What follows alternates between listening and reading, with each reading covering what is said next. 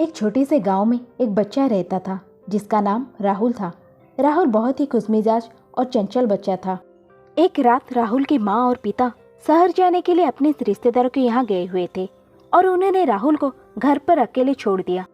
राहुल को यह बहुत अच्छा लगा क्योंकि यह उसके लिए एक अद्भुत मौका था जब वो खुद को बड़े बच्चों की तरह समझने का अवसर पाएगा। रात के बाद की एक घड़ी में राहुल खेलते खेलते गुम हो गया। उसके माँ पिता अपने रिश्तेदारों के यहाँ गए थे, इसलिए उसका कोई सहायता करने वाला नहीं था। राहुल अपने आसपास ढेर सारे गलियों और दरवाजों की तलाश करने लगा, लेकिन उसे कहीं भी देखने को नहीं मिला। वो परेशान होने लगा और उसका मन उलझन में डूब गया। चिंता में राहुल ने अचानक गांव के पास एक पुराने भूतिया मकान को देखा। दिल बड़ा ही धड़कने लगी। राहुल ने उस क्षण उस मकान की ओर बढ़ाया। जब उसने मकान के पास पहुंचा तो उसने देखा कि दरवाजा आधा खुला हुआ है। राहुल की उत्सुकता और डर दोनों एक साथ बढ़ रहे थे। वो सोचता है कि क्या वो मकान के अंदर जाए और देखे कि क्या उसकी मदद के लिए वहाँ कोई संकेत है। राहुल ने निर्णय लिया और मकान में प्रवेश किया। उसके पास विचित्र स्वर और गतिविधियों की भारी आवाजें थी। वो भयभीत हो रहा था, लेकिन उसने अपने आप को हिम्मत दी और आगे बढ़ा। मकान के अंदर जगह जगह बातचीत की अंशदारी सुनाई दे रही थी, लेकिन किसी इंसान का पता नहीं था। धीरे धीरे राहुल उस गुमशुदा बच्चे की तरफ आगे बढ़ता है जिसे वो सुन रहा है। वो बच्चा रो रहा है और बेचैनी से करहा रहा है। राहुल उस बच्चे के पास जाता है और पूछता है, तुम यहाँ कैसे आए और तुम्हें बाहर क्यों बंद कर दिया गया? बच्चा उसे देखकर डर के साथ बोलता है, मुझे यहाँ खींच लिया गया, मुझे बाहर निकालो, कृपया मेरी मदद करो।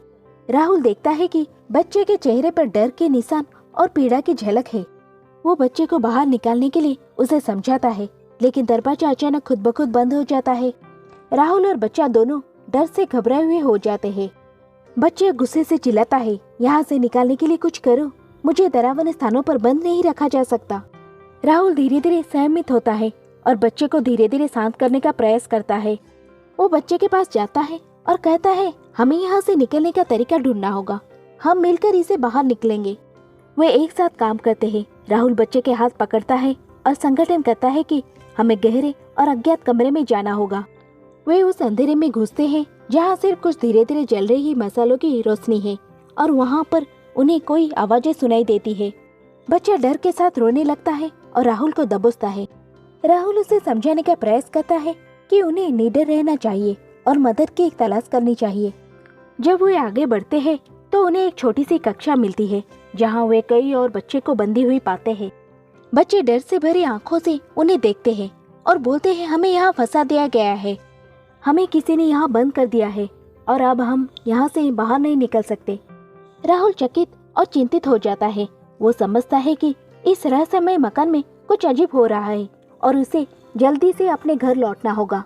उसने बच्चों को आश्वस्त किया और उन्हें कहा कि वो उन्हें बाहर निकलने का तरीका ढूंढने की कोशिश करेगा। रात भर की खोज के बाद राहुल एक छोटी सी सीढ़ी ढूंढता है जो उसे बाहर ले जाती है। उसे एक छोटी सी बाहर निकलती हुई चोटी दिखाई देती है और वो धीरे धीरे उसे चढ़ता है। जब उसे खुद को बाहर निकलते हुए देखता है तो उसकी आंखों में खुशी और आश्चर्य दोनों होती है। वो अपने घर की ओर चलता है, अपनी माँ और पिता के आगमन का इंतजार करते हुए। जब उसके माता पिता घर वापस आते तो वे राहुल को उसकी बातचीत सुनाते हैं। राहुल कहता है, मुझे अकेले रहकर आपकी याद आई और मैंने गांव के पास एक भूतिया मकान में जाने का फैसला किया। वहाँ मुझे एक गुमशुदा बच्चा मिला जो दर्द भरी अवस्था में था। उसके साथ कुछ अनूठा हो रहा था। राहुल की बातें सुनकर उसके माता पिता आश्चर्यचकित होते हैं। उन्होंने राहुल को धन्यवाद दिया क्योंकि उसने उस गुमशुदा बच्चे की मदद की और उसे बचाया, लेकिन वे भी आश्चर्यचकित होते हैं क्योंकि उन्हें समझ नहीं आता है कि कैसे राहुल ने बच्चे को वहाँ से निकाला जबकि उसे दरवाजा बंद कर दिया गया था। राहुल के बयान के आधार पर वे यह सोचने लगते हैं कि वो गुमशुदा बच्चा कौन था और वो मकान क्यों भूतिया था। राहुल के अनुभव से प्रेरित होकर राहुल के माता पिता और कुछ अन्य गांव के लोग गुमशुदा बच्चे के बारे में और मकान के बारे में जानने के लिए जाते हैं। वे खोज करते हैं और एक पुराने किताब का पता लगाते हैं जो बताती है कि उस मकान में एक समय में एक अंधविश्वास का रहस्यमय संगठन था जहाँ अज्ञात संदेहात्मक घटनाएं होती थी। बच्चों को बंद किया जाता था और वे अनजाने ढंग से गायब हो जाते थे। लोग ये सोचते थे कि यह सब सिर्फ कहानी है, लेकिन राहुल के अनुभव ने इसकी पुष्टि कर दी। इस कहानी के आधार पर लोग गांव के उस मकान को भूतिया मानने लगते हैं और उसे दूर रहते हैं। राहुल के माता पिता और उनके रिश्तेदार उस दिन से विश्वास करते हैं कि अतीत के अज्ञात रहस्य और अनोखी घटनाओं का संबंध होता है जो उनके आसपास छिपा है। राहुल का यह अनुभव न केवल उसके लिए एक रहस्यमय अनुभव होता है, बल्कि ये उनके गांव के लोगों के लिए भी एक मनोहरी चरित्र चित्रण बन जाता है।